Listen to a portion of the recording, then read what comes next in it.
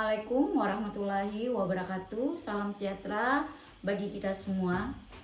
Perkenankan, saya memperkenalkan diri. Nama saya Suheria Mulia Devi, STMSI.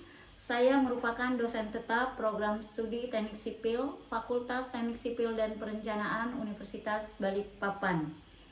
Dengan nomor induk dosen nasional atau NIDN 1109017504 dan NUPTK 444-175-3654-230-092. Dengan penuh rasa tanggung jawab dan komitmen terhadap pengembangan pendidikan tinggi di Indonesia, izinkan saya menyampaikan pernyataan diri dosen atau PDD dalam rangka unjuk kerja Tridharma Perguruan Tinggi atau UKTPT pada bidang pengajaran. Video ini dibuat sebagai bagian dari proses sertifikasi dosen gelombang 1 yang diselenggarakan oleh Kementerian Pendidikan Tinggi, Sains dan Teknologi atau Kemendikti Saintek tahun 2025. Pada kesempatan ini, saya akan memaparkan salah satu mata kuliah yang saya ampuh, yaitu mata kuliah Utilitas Bangunan. Saya mengajar mata kuliah Utilitas Bangunan pada semester genap tahun ajaran 2024-2025 dengan beban studi 2 SKS. Mata kuliah ini diperuntukkan untuk mahasiswa semester 2 yang bertujuan untuk membekali mahasiswa dengan kompetensi teoritis dan praktis pada bidang utilitas bangunan. Proses pembelajaran pada mata kuliah ini dilakukan dengan tatap muka langsung di ruang kelas dengan mengedepankan prinsip yang memfokuskan pada keterlibatan aktif mahasiswa dalam membangun pemahaman. Pembelajaran berlangsung selama 16 minggu sesuai dengan kalender akademik dan dirancang untuk mendukung capaian pembelajaran lulusan dan capaian pembelajaran mata kuliah. Seluruh mahasiswa akan diberikan rencana pembelajaran semester dan rencana tugas-tugas yang memang menjadi output dari mata kuliah utilitas bangunan.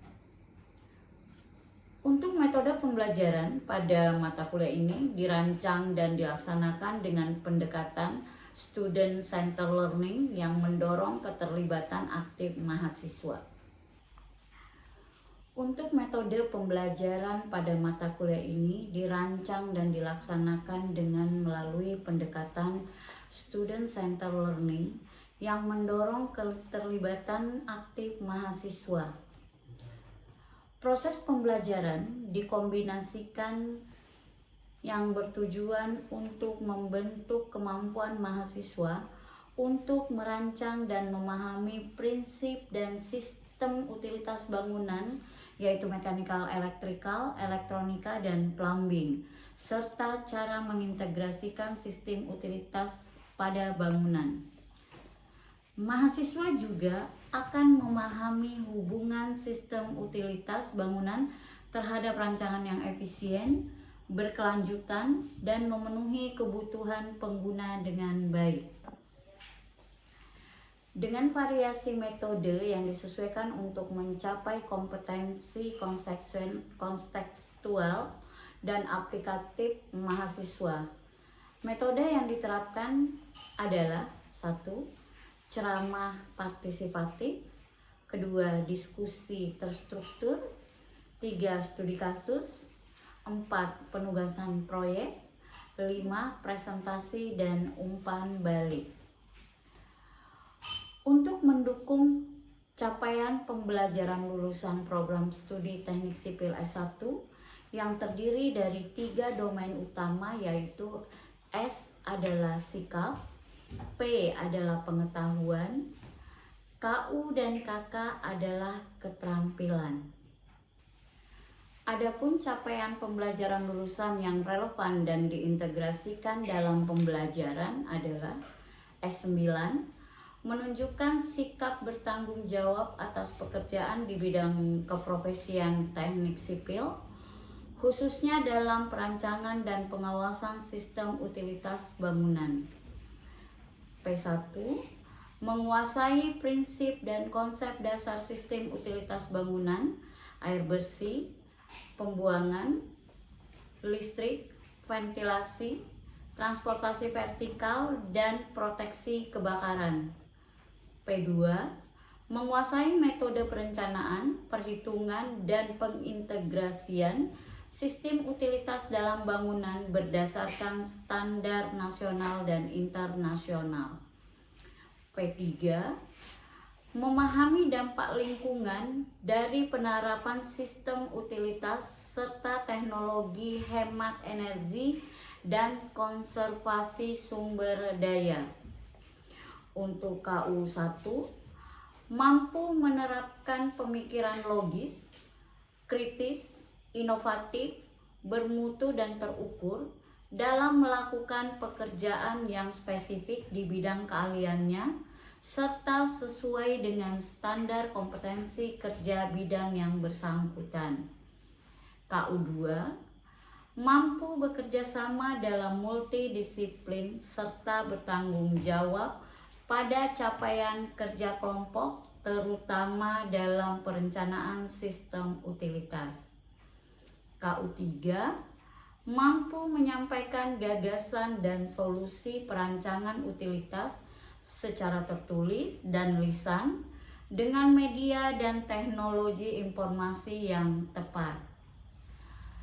KK 1, mampu merancang dan mengintegrasikan sistem utilitas bangunan ke dalam bangunan dengan mempertimbangkan efisiensi ruang, energi, dan keberlanjutan. KK 2, mampu membuat gambar utilitas bangunan yang sesuai dengan standar profesional dan peraturan teknis yang berlaku.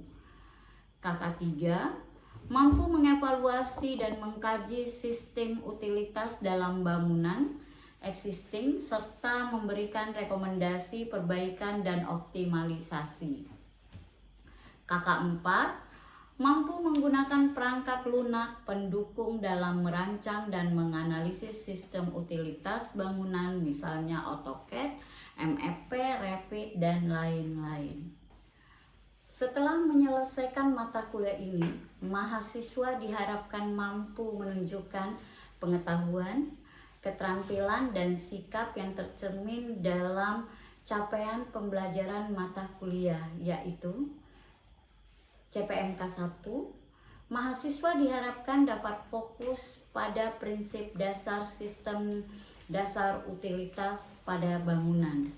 CPMK 2. Metode perencanaan, perhitungan, dan pengintegrasian sistem utilitas dalam bangunan berdasarkan standar nasional dan internasional. CPMK 3, membuat gambar teknis utilitas bangunan yang sesuai standar, profesional, dan peraturan teknis yang berlaku. CPMK 4, menggunakan perangkat lunak pendukung dalam merancang dan menganalisis sistem utilitas bangunan. Materi pembelajaran mata kuliah ini disusun secara sistematis untuk mendukung capaian pembelajaran yang mencakup pemahaman konseptual hingga keterampilan teknis dalam merancang utilitas dalam suatu bangunan.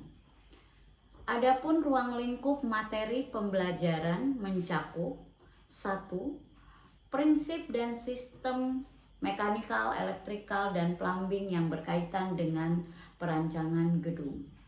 2. Prinsip dan sistem sanitasi dan limbah terkait perancangan utilitas gedung dengan benar. Yang 3. Prinsip dan sistem mekanikal, elektrikal, dan plumbing pada suatu bangunan. Yang 4. Prinsip dan sistem tata udara di dalam gedung. 5. Prinsip dan sistem proteksi bahaya kebakaran pada gedung. 6. Prinsip dan sistem utilitas untuk pencapaian kenyamanan dalam suatu lingkungan atau kota. 7. Prinsip dan sistem perawatan bangunan. Untuk penilaian hasil belajar mahasiswa dilakukan secara komprehensif berdasarkan berbagai aspek pembelajaran. Adapun kriteria penilaian pembelajaran untuk mata kuliah utilitas bangunan adalah yang satu, partisipatif atau kehadiran bobotnya 10%. Yang kedua, tugas terstruktur bobotnya 40%. Yang ketiga, ujian tengah semester bobotnya 20%. Yang keempat, ujian akhir semester bobotnya 30%. Ini mencerminkan penerapan dari semua materi.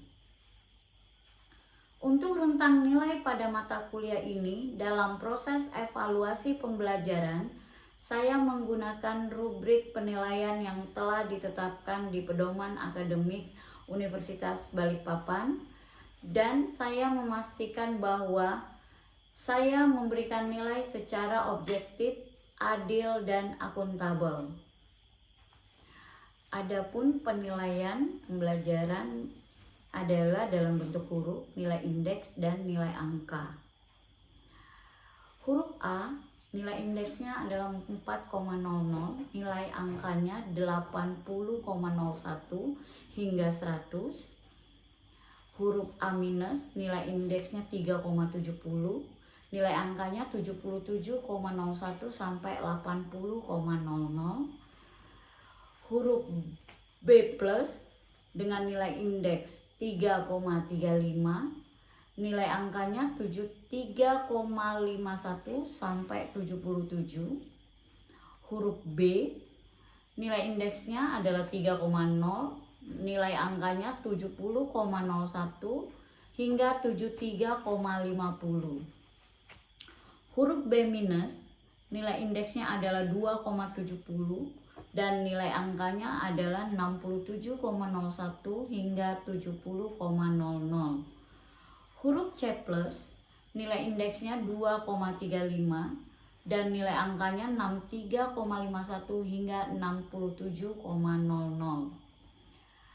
Huruf C, nilai indeksnya 2,0, nilai angkanya 60,01 hingga 63,50. Huruf C minus, nilai indeksnya 1,50, nilai angkanya 55,01 hingga 60. Huruf D, nilai indeksnya 1,0 dan nilai angkanya 50,01 hingga 55. Huruf E, nilai indeksnya adalah 0, nilai angkanya adalah 0,00 hingga 50,00. Untuk tahapan berikutnya, silahkan menyimak video pembelajaran mata kuliah utilitas bangunan sebagai bagian dari tahapan sertifikasi ini. Selamat menyaksikan. Warahmatullahi wabarakatuh. Selamat pagi semua. Sehat? Kita ketemu lagi untuk mata kuliah utilitas bangunan minggu ke setelah harian UTS ya. Sekarang udah minggu ke-10, nggak terasa sudah minggu ke-10. Kita tinggal 5 kali lagi pertemuan. Hari ini kita akan materinya utilitas kota dan penyamaran kota. Tapi sebelum kita melanjutkan untuk materi, Ibu akan mengabsen dulu ya. Sebelum kita berdoa, Ibu mau mengabsen dulu. Hadir semua ini? Hadir. Semua hadir kalau ditanya ya. Tapi belum diabsen, ada yang tidak hadir. Oke, Agnes hadir, Bu. Pandu hadir. Alana hadir, Bu. Anissa hadir, Bu. Niki nggak ada. Oke, nggak ada. Info-info ke Ibu. Kristomus hadir, Bu. Hafiz hadir, Bu. Naila hadir, Bu. Naila kenapa minggu lalu nggak masuk? Izin, Bu. Izin, tapi izinnya telat. Jadi nggak boleh ya izinnya telat. Kalau sudah masuk kuliah dianggap awal. Gladisa hadir, Bu. Putra Rais hadir, Bu. Muhammad Al-Azhar hadir, Bu. Dia hadir. Muhammad Aril hadir, Bu. Oke. Pak Delin. Oh, hadir. Muhammad Alwi. Hadir. Ridwan. Oke. Cuma satu orang yang nggak masuk tanpa kabar. Sebelum kita memulai mata kuliah kita berdoa dulu menurut agama dan kepercayaannya masing-masing. Semoga hari ini ilmunya bisa bermanfaat buat kalian semua. Amin. Berdoa dimulai.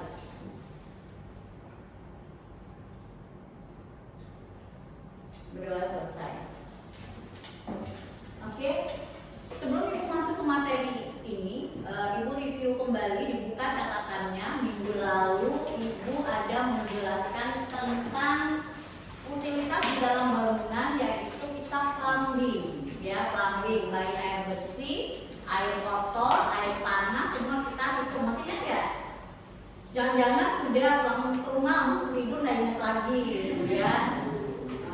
Jadi kita ada menghitung utilitas untuk di dalam bangunan. Nah, sekarang ini setelah itu apa sih dampaknya ke yang lebih luas? Nah, kita akan utilitas kota dan kenyamanan kota. Jadi kita juga harus belajar seperti ini. Jadi kita sebagai seorang teknik sipil tidak hanya bangunan itu aja yang kita rencanakan utilitasnya, tapi kita juga harus tahu nih, jangan sampai kita merencanakan utilitas suatu bangunan, ternyata kalau kita buang bisa mencemari lingkungan, bisa menyebabkan banjir misalnya, drainasenya ternyata tempat pembuangannya kecil. Nah, seperti itu. Kita mulai. Nah, ini adalah pengertian daripada utilitas kota. Jadi utilitas kota itu sistem layanan penunjang yang menjamin keberfungsian kota. Nah, sekarang Balikpapan berfungsi dengan baik nggak kotanya? Berfungsi dengan baik, walaupun ada hal-hal yang sedikit mengganggu, misalnya apa? Banjir. Apalagi? Pengaruh IKN apa selain banjir? Kalau kalian telat sampai di sini, nah itu semua orang teknik sipil tuh, jalanannya, apanya. Kalau kita karena kita ada utilitas, hubungannya dengan utilitas bangunan dan kota.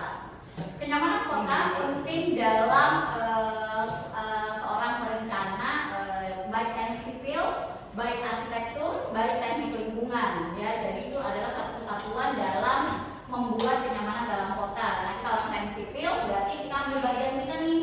Apa aja sih bagian kita di dalam suatu perencanaan utilitas kota? Ini, kenyamanan kota itu mencakup kenyamanan fisik, sosial, dan psikologis. Yang aspek di bawahnya lagi ada thermal, visual, akustik, mobilitas, dan sosial. Itu akan kita pelajari. Nah, apa yang dimaksud dengan kenyamanan thermal di kota? Faktornya adalah urban, island, ada tutupan vegetasi. Tahu vegetasi? Apa? Tanaman, ya, yang hijau, aliran udara. Solusinya adalah penataan RTH. Tahu RTH? Apa? Ruang terbuka hijau. Pinter-pinter sipil ya. Ada permukaan berpori, ada ventilasi silang. Jadi itu untuk udara. Ada yang namanya kenyamanan visual, yaitu penerangan jalan.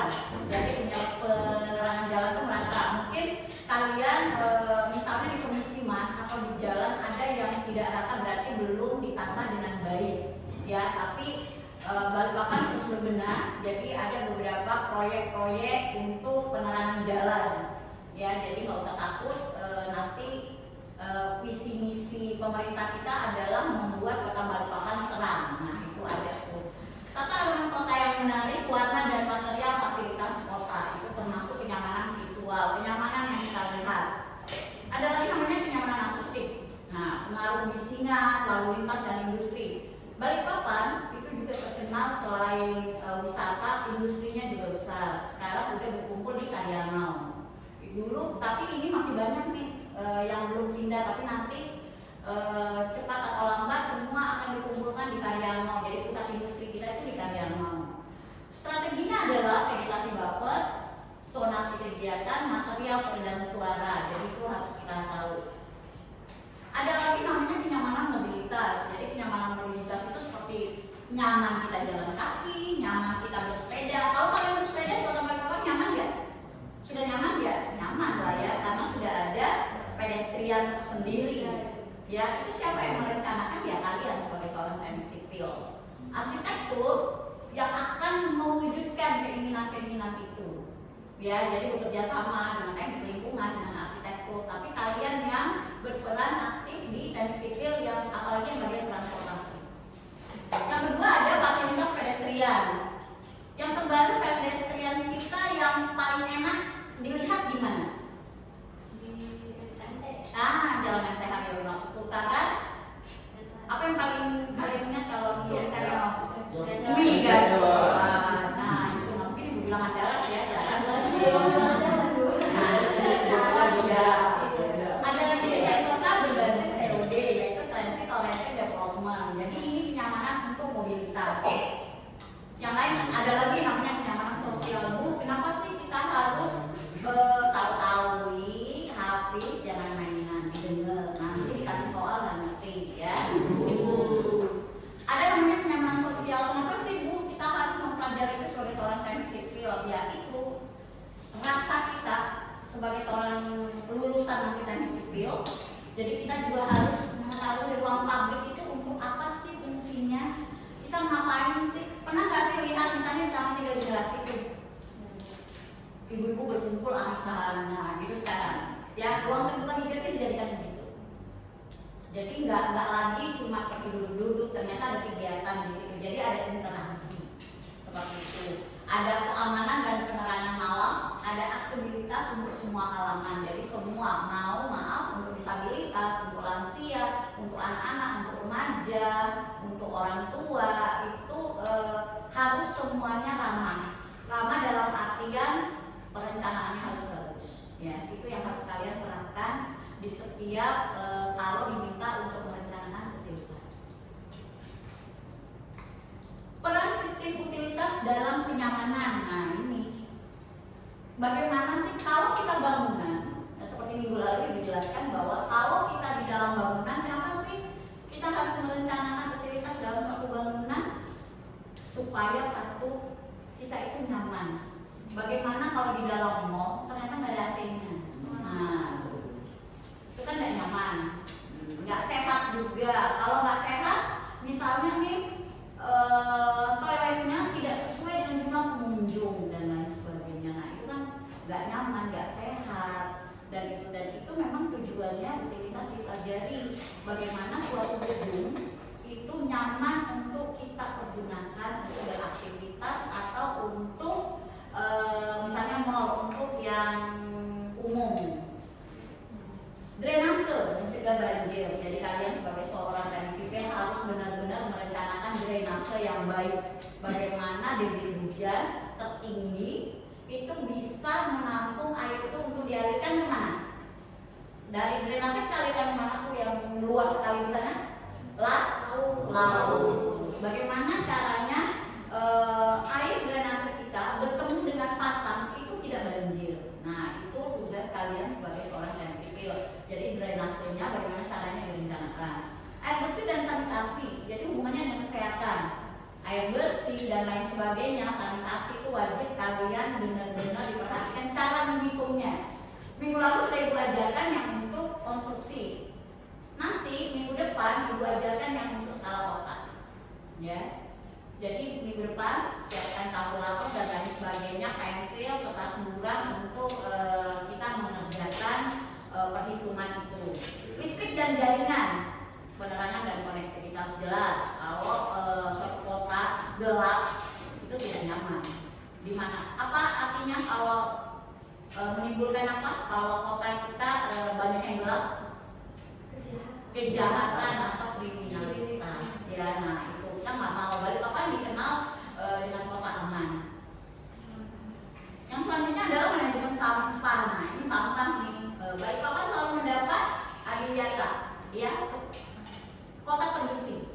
Nah itu selalu dapat setiap tahun. Nah itu pengelolaannya ya dari kita. Bagaimana cara mengendalikan sampah dari suatu bangunan, terus bangunan diarahkan kemana, dijemput jam berapa, ya, membuangnya harus jam sekian sampai jam sekian, diambil itu dibawa kemana. Nah itu kalian wajib tahu. Nah, Balikpapan pernah mendapatkan kota nyaman. Jadi mau kota nyaman dihuni di Indonesia. Jadi itu berapa kali berturut-turut itu indikatornya apa sih kota itu disebut nyaman? Ya, indikator itu apa? Ada yang bisa menjelaskan mengenai indikator? Poin apa sih yang dinilai kenapa kota Balikpapan itu nyaman dihuni? Yang pertama ada indeks kota layak huni, livability index. Jadi ini indeks dari dunia. Jadi kalau kita dicari itu ada tuh range-nya, misalnya dari 2 sampai 3 itu kota itu bagaimana. Nah, itu ada. Yang kedua ada indeks thermal, terus ada indeks kepuasan warga. Ini nih indeks kepuasan warga. Biasanya kita survei, tapi ada programnya. Kita kasih ke warga, nanti dia yang ngisi. Jalan di kota Bapak bagaimana, atau di jalan kelurahan ini bagaimana, jalan umumnya seperti apa. Di sini ada pilihannya banyak. Gak ada penerangan, baik penerangan. Kita kan nggak boleh mengatur warga ya, nggak boleh mengatur warga. Jalannya rusak, dicek jalan rusak. Tapi karena semuanya baik-baik saja, makanya kita mendapatkan yaitu kota ternyaman di Indonesia. Itu berturut-turut berapa kali ya? 5 kali apa? 4 kali gitu. Itu kota ternyaman. Nah, itu mungkin materi tentang kenyamanan kota, ya. Nanti habis ini kita akan mengadakan studi kasus. Jadi silakan nanti kalian ibu bagi 4 kelompok. Ini tugasnya 1 minggu sampai minggu depan. Jadi studi kasusnya kota Balikpapan. Jadi silakan dilihat pedestriannya bagaimana. Oh, kita cuma punya 3 kelompok. Jadi nanti ada yang melihat penataan pedestrian, ada yang LTH terpadu yang tadi ruang terbuka hijau terpadu, sama smart city untuk kenyamanan warga. Jadi nanti ibu bagi 3, silakan kalian mensurvei itu terus mengadakan diskusi dengan ibu. Ya, jadi itu sebenarnya adik-adik semua, kenapa sih kita penting gitu, penting untuk mempelajari utilitas suatu kota. Ada yang mau ditanyakan? Izin Bu, saya ingin bertanya. Oke, Agnes, ya. Kira-kira bagaimana sih Bu cara merancang kota yang nyaman dari awal? Apa ada tips atau strategi khusus yang dapat dilakukan? Oke, terima kasih Agnes pertanyaannya. Membuktikan bahwa Agnes memperhatikan gitu ya, yang lain nggak tahu diperhatikan apa belum. Jadi kita itu memang dari awal sebagai dari berbagai multidisiplin ilmu. Jadi bukan cuma teknik sipil, ada banyak, ada arsitek, lingkungan, PWK. Jadi untuk merancang kota itu harus kolaborasi beberapa disiplin ilmu. Jadi kita ada tugasnya masing-masing. Jadi kalau yang ditanyakan Agnes, merancang kenyamanan kota itu kayak apa sih Bu? Yang jelas tata ruang dulu dilihat. Jadi fungsi tata ruang itu terpenuhi. Misalnya untuk pemukiman ya pemukiman, untuk industri ya industri. Nah itu dulu pasti nyaman deh kotanya. Jadi nggak berbentrok. Itu harusnya industri dipakai untuk pemukiman. Ya nggak nyaman kamu tinggal di situ karena suara-suara pabrik, suara industri itu kan ribut. Sementara pemukiman itu untuk nyaman, kita butuh kenyamanan, teduh dan lain sebagainya. Sama nyamannya kota di awal itu kita rancang terutama pedestrian untuk jalur publik. Jadi pedestrian itu di beberapa negara berkembang itu pedestriannya besar-besar tuh. Nah, berbeda kita nih. Tapi sekarang udah mulai berlihat bahwa memang pedestrian itu perlu, jalan kaki itu perlu. Kenapa kita perlu jalan kaki? Karena kita mau cepat sampai, sementara padat. Yang bikin padat itu kan apa? Roda 4, ya kan? Nah, kita diharuskan pakai sepeda, jalan kaki. Nah, kalau jalan kaki kan harus ada pedestrian itu. Sama transportasi massal. Di Balikpapan ada apa? Bus apa? Namanya bus apa? Namanya apa? Bukan orang nggak berarti nggak pernah naik BC. BCT. Apa panjangnya BCT? Balikpapan. Pernah naik nggak? Enggak. Jadi itu bisa mengurangi kepadatan di berlalu lintas. Harusnya 5 bisa jadi satu di bisnya gitu ya. Sama elemen air dan vegetasi kita sudah tahu, oh di sini ada ruang terbuka hijau, itu tidak boleh. Jadi kita lihat RT/RW-nya itu tidak boleh diganggu juga. Nah itu enggak, di situ nanti ada bangunan ini utilitasnya melewatin yang hijau-hijau dan itu harus ditebang, itu nggak boleh ya.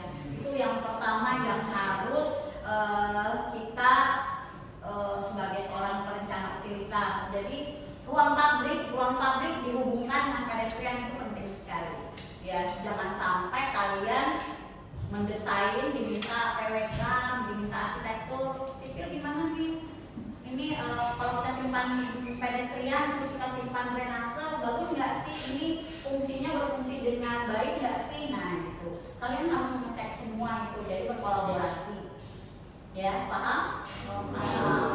Oke, Agnes, itu penjelasan dari Ibu. Masih ada yang perlu kita diskusikan? Sepertinya sudah cukup, Bu. Terima kasih. Terima kasih, Agnes. Ada lagi yang mau bertanya sebelum nanti kita akhiri? Oh, ada Nisa. Izin bertanya, Bu. Jadi kan tadi Ibu menjelaskan tentang utilitas kota ya?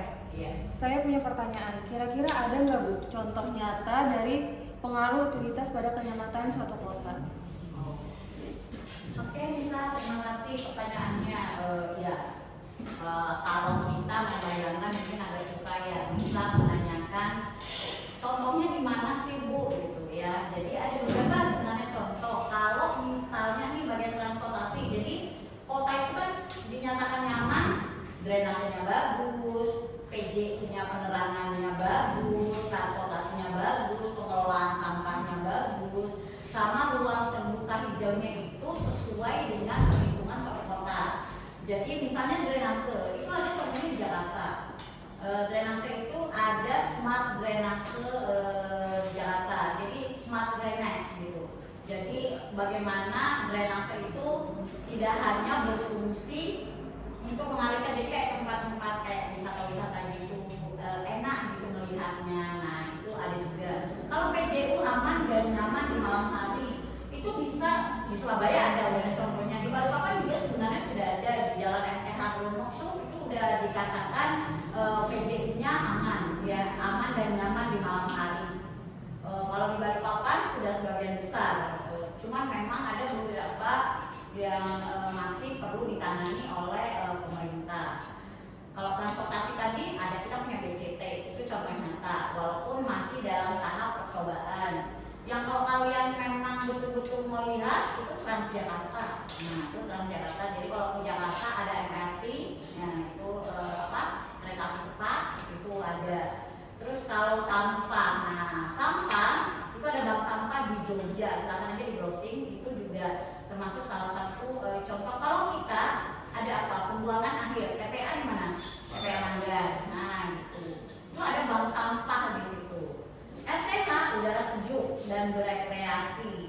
Kalau di slide Ibu ada hutan kota Slenteng, kalau kita juga ada hutan kota.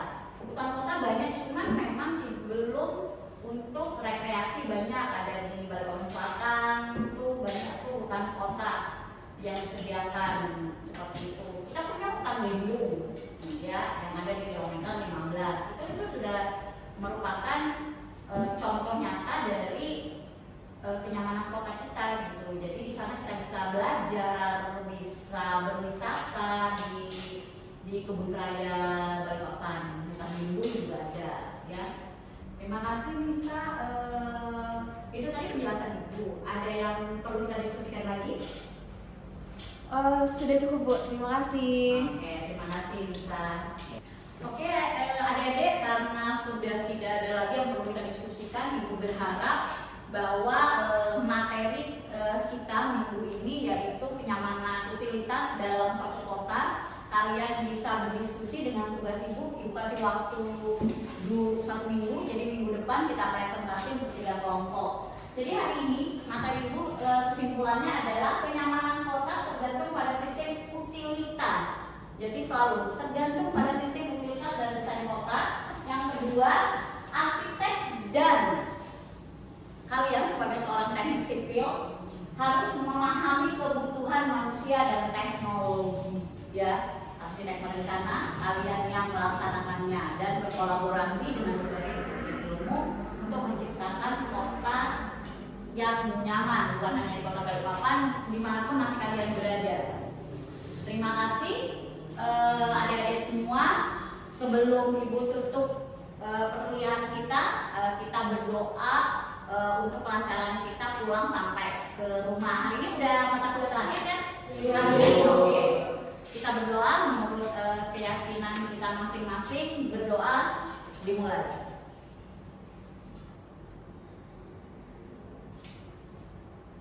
Berdoa selesai. Terima kasih hati-hati di jalan. Sampai ketemu kita minggu depan. Assalamualaikum warahmatullahi wabarakatuh. Selamat siang.